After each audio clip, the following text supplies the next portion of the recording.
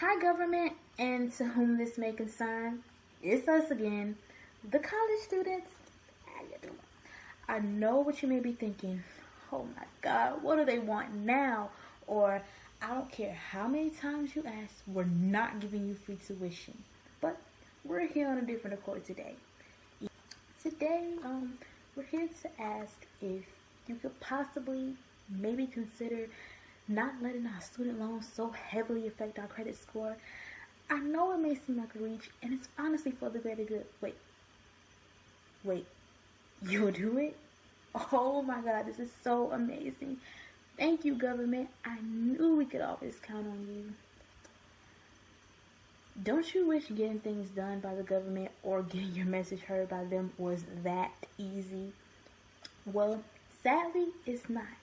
But have no fear. That's why I'm here to persuade you, to persuade the government to not let a college graduate or a college student's credit score be so heavily affected by student loans.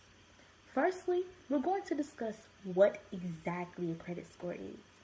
Secondly, we're going to discuss the impact that student loans have on your credit score. Thirdly, we're going to discuss the benefits of having a good credit score. And lastly, we're going to discuss how you, yes you, watching this video, can make a difference and get this to be a topic of discussion and possibly make a change. Now, I know some of you may be wondering, what exactly is a credit score? Well, according to Credit Karma, a credit score is a 3-digit number ranging from 300 being the lowest to 850 being the highest, that basically is used to determine your ability to repay a debt. According to how student loans affect your credit score is determined by examining 5 key factors. And those factors include your payment history, the amount owed, the length of credit history, new accounts and inquiries, and your credit mix. Now that we've talked about what a credit score is, let's start by discussing how student loans affect your credit score. Now, let's go back to those 5 key factors used to determine your credit score. And we're going to talk about the main 3. First, let's talk about the payment history. According to Impact on Borrowing and Educational Expenses, less than 10% of college students start to repay their student loans while in school. I mean, for us college students, the last thing on our mind while we're in school is paying back student loans. Any money that we get, we're either using it to buy books, financial aid, or we're using it for food. But that's besides the point. We're not really thinking about, and it's not a priority in our mind about how we're going to start repaying our student loans or to start repaying our student loans. Secondly, let's talk about the amount owed. According to student loans and the dynamics of debt, the average college student upon graduating, the average college student is in debt by $28,000. $28,000 is a lot of money, and due to high interest rates purposely put on student loans by the government, we're going to be paying back twice the amount. That is a lot of money to be on a person's credit score, or be considered in a person's credit score. So I think you get the gist of how our credit score can be so low when we graduate college. But I'm not done yet. Now we're going to talk about the length of credit history. For most college students, student loans are among the first things put in your credit history. I mean, some of us may have a credit card in our name that we pretty much maxed out, or we may have a cell phone contract, but student loans are one of the first things put on our credit history and one of the most expensive things. Now that I've informed you about what a credit score is and how student loans affect your credit history, we will now discuss the benefits of having good credit and why you should want it. The benefits of having good credit is it helps you start a new life for yourself. For one, when you're graduating, you most likely aren't going to want to go back home to mom and dad. You're going to want to get your own place, maybe your own apartment, start small. Well, with good credit, you'll get easier approval for rental houses and apartments. So you won't have to go back home and live with mom and dad until you get yourself together or until you start to pay off your student loans and raise your credit score. You'll be approved for everything you need to do to get a house, a rental house, or an apartment. Now, you got your new apartment. You're just like, oh yes, with this good credit score, I feel like I can do anything. And you're riding around in the same jacked up wheels you probably had since sophomore year. Well, with a good credit score, you can get approved for a car loan, which means new car. Yes, you can get a new car if you have good credit.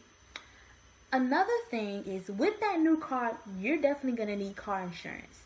And with good credit, you will get lower, a little bit lower car insurance rates.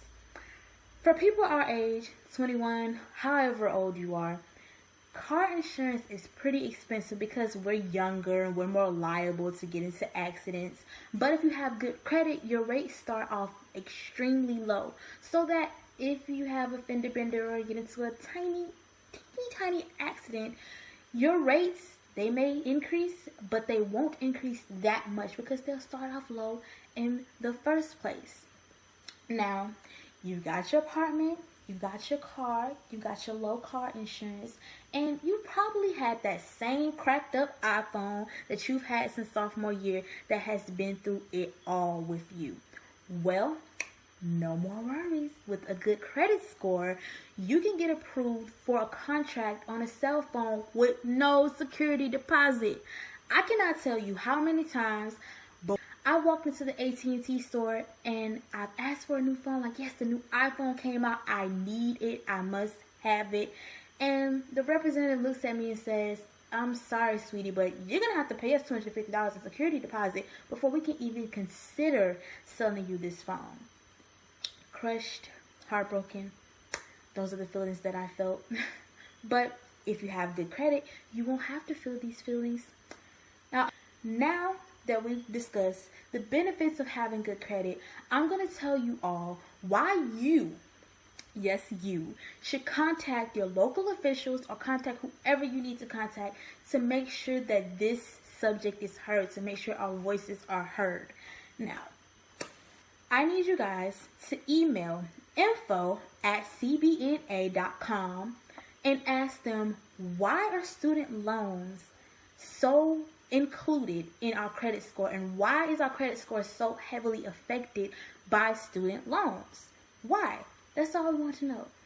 The average college student takes about 21 years after graduating college to pay back their student loan debts.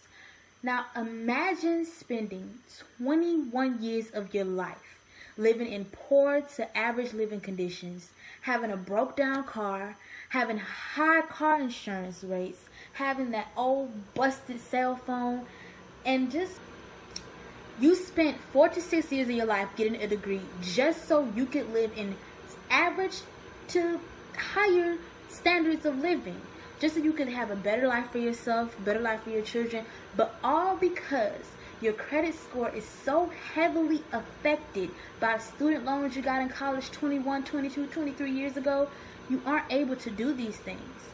Well, no more. You should contact FICO at info@cbna.com and question them, complain, do whatever you need to do to make sure that your voice is heard and that this issue is made a topic of discussion. My name is Shabrielle Smith, and that concludes my speech. Thank you all for listening.